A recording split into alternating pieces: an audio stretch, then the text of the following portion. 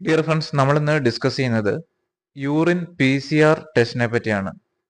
Urine PCR അല്ലെങ്കിൽ urine protein creatine ratio. പ്രധാനമായിട്ടും യൂറിനിലെ പ്രോട്ടീൻ്റെ അളവ്, അതേപോലെ തന്നെ ക്രിയാറ്റിൻ്റെ അളവ്, ഇവ തമ്മിലുള്ള റേഷ്യോ എന്നിവ മനസ്സിലാക്കാൻ വേണ്ടിയാണ് ഈ ടെസ്റ്റ് ചെയ്യുന്നത്. സാധാരണഗതിയിൽ വളരെ ചെറിയ എമൗണ്ട് മാത്രമാണ് യൂറിനിലൂടെ പ്രോട്ടീൻ എക്സ്ക്രീറ്റ് ചെയ്യുന്നത്. എന്നാൽ കിഡ്നിക്ക് എന്തെങ്കിലും പ്രശ്നങ്ങൾ ഉണ്ടാകുന്ന കേസിൽ ഈ പ്രോട്ടീൻ്റെ അളവ് യൂറിനിൽ കൂടുതലായിട്ട് പുറന്തള്ളപ്പെടുന്നു.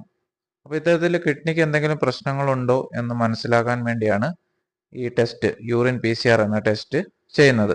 എന്നാൽ ചില ഘട്ടങ്ങളിൽ അല്ലാത്ത കേസുകളിലും ഇതിൻ്റെ അളവ് ശരീരത്തിൽ ചെറിയ രീതിയിൽ കൂടുതൽ കാണിക്കുന്നു. പ്രധാനമായിട്ടും ഡീഹൈഡ്രേഷൻ, അതായത് നമ്മുടെ ശരീരത്തിൽ ജലത്തിൻ്റെ അളവ് കുറയുന്ന അവസ്ഥയിൽ, അതേപോലെ തന്നെ പ്രോട്ടീൻ ഡയറ്റ്, കൂടുതലായിട്ട് പ്രോട്ടീൻ പൗഡർ അല്ലെങ്കിൽ പ്രോട്ടീൻ കൂടുതൽ അടങ്ങിയ ഭക്ഷണം കഴിക്കുന്നവരിൽ, സ്ട്രെസ് അനുഭവിക്കുന്നവരിൽ, പ്രഗ്നൻ്റ് ആയ ലേഡീസിൽ, അതേപോലെ തന്നെ ബ്ലഡ് പ്രഷർ കൂടുതലുള്ളവരിൽ, പ്രമേഹം പോലെയുള്ള രോഗങ്ങളുള്ളവരിലും ഈ PCR അളവ് കാണിക്കുന്നു. എന്നാൽ ഈ കണ്ടീഷൻ മാറിക്കഴിഞ്ഞിട്ടുണ്ടെങ്കിൽ ഇത് നോർമൽ കാണിക്കുന്നതാണ്. എന്നാൽ കിഡ്നി ഡിസീസ് സ്ഥിരമായി ഉള്ളവരിൽ ഇതിൻ്റെ അളവ് എപ്പോഴും കുറയാതെ തന്നെ ഇങ്ങനെ നിലനിൽക്കുന്ന ഒരു സാഹചര്യം ഉണ്ടാകുന്നു. അപ്പോൾ ഇത്തരത്തിൽ കിഡ്നി ഡിസീസ് ആണോ എന്ന് മനസ്സിലാക്കാൻ വേണ്ടി ഈ PCR ചെയ്യുന്ന വഴി നമുക്ക് അറിയാൻ കഴിയുന്നു.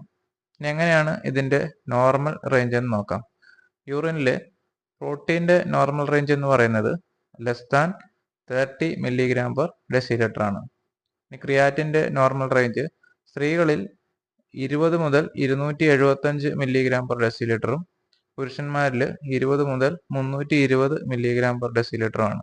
ഇനി ഇവ തമ്മിലുള്ള റേഷ്യോ എന്ന് പറയുന്നത് <0.2 mg/mg ആയിരിക്കണം.